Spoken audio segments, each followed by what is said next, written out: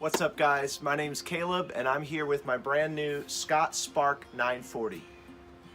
I just want to share some of the basic features of this bike. It's a great spec for the money, and this is just going to be a basic overview of some of the key features that led me to choose this bike over many of the other great bikes out there. So what you'll notice right away is that even though this is Scott's cross-country model bike, they're really leaning into that progressive, more trail-centered geometry. It's a slacker head angle, 67.2 degrees.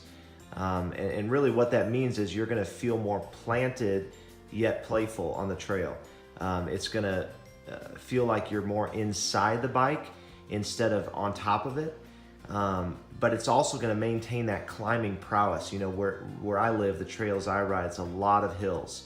As many uphills as downhills. And so I need a bike that's gonna climb as well as descend. And this bike really seems to strike that balance thanks to the more progressive modern geometry.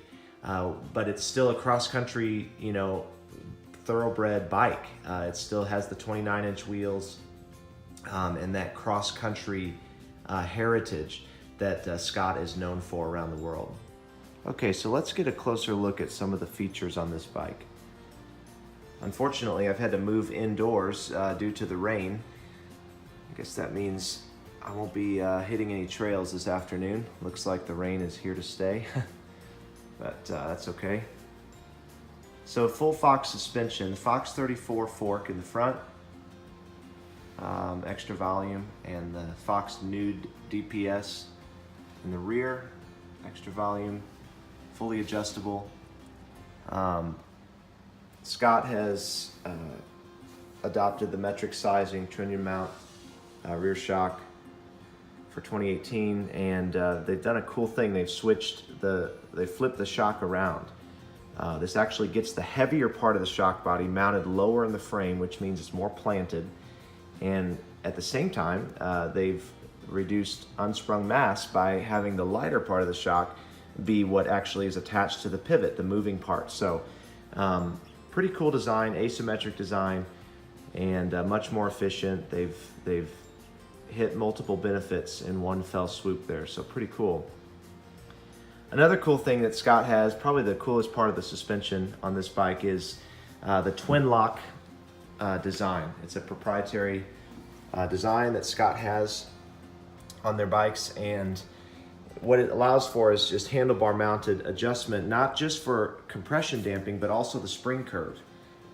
It dramatically affects not only the damping, but actually the travel of the suspension. So what you have is the lower lever here goes into trail mode, and if you push it again, it goes into full lockout, allowing for maximum climbing efficiency, pedaling efficiency on the climbs.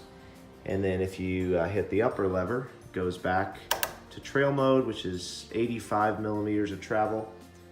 And again, all the way back to fully open, 120 millimeters of travel. So really cool design. You can check that out more online and do some research. It's pretty awesome thing to have, especially the trails that I ride around here.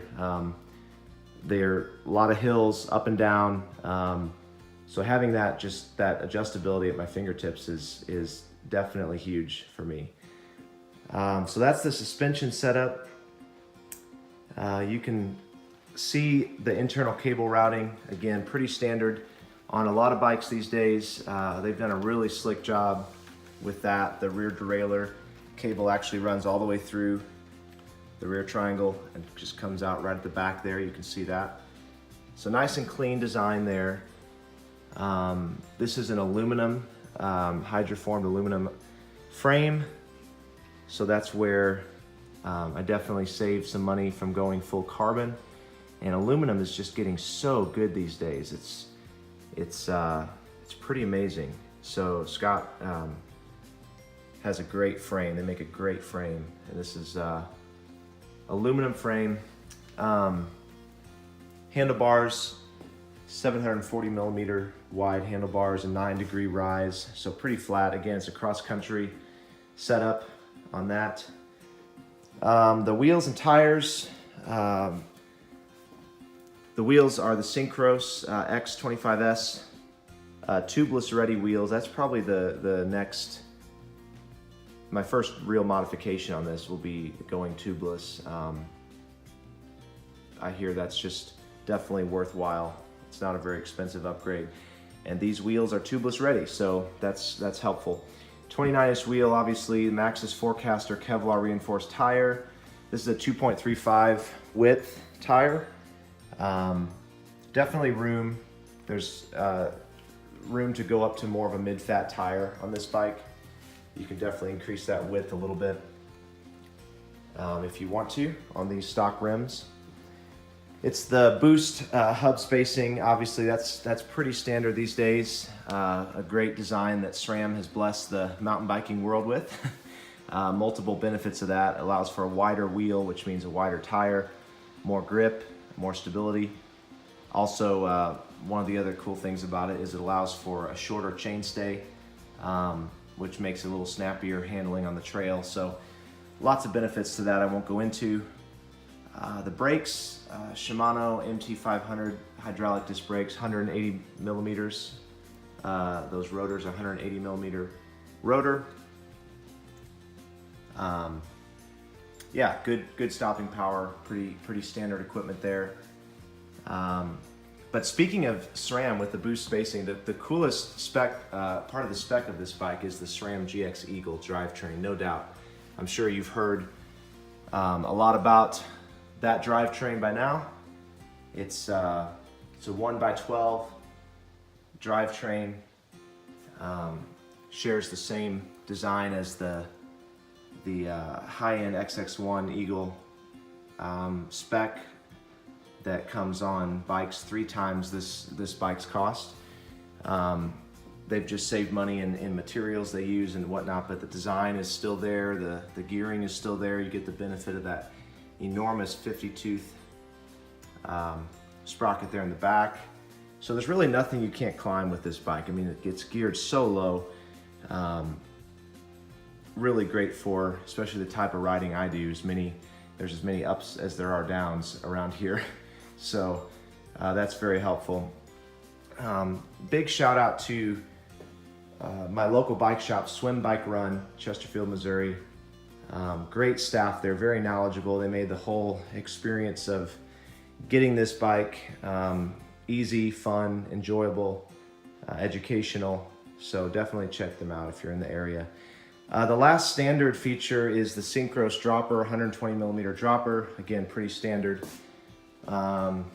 setup on that. Just a thumb actuated lever there, right above the twin lock system. A few accessories that I had them add on: the Synchros carbon bottle cage, the trail fender. Just helps a lot with keeping the bike cleaner and also keeping you cleaner when you go through mud and water and all that. Keeps less debris from smacking you in the face. And probably the coolest thing is this company, One Up Components. They make a multi-tool that fits into the steering tube here. Let's see if I can pop it out while holding the camera. So it actually has your multi-tool with a chain breaker and Torx bits, flat and Phillips screwdriver. It holds a CO2 cartridge for if you get a flat on the trail. Pretty cool thing. It just pops right into your steering tube there, and kind of cool how they set that up. Real minimal design, and saves you from having extra, like a seat bag or anything like that on the bike. Speaking of One Up Components, the last bit that I added to this bike was the One Up aluminum platform pedal. Super thin. I think it's 7 millimeters thick.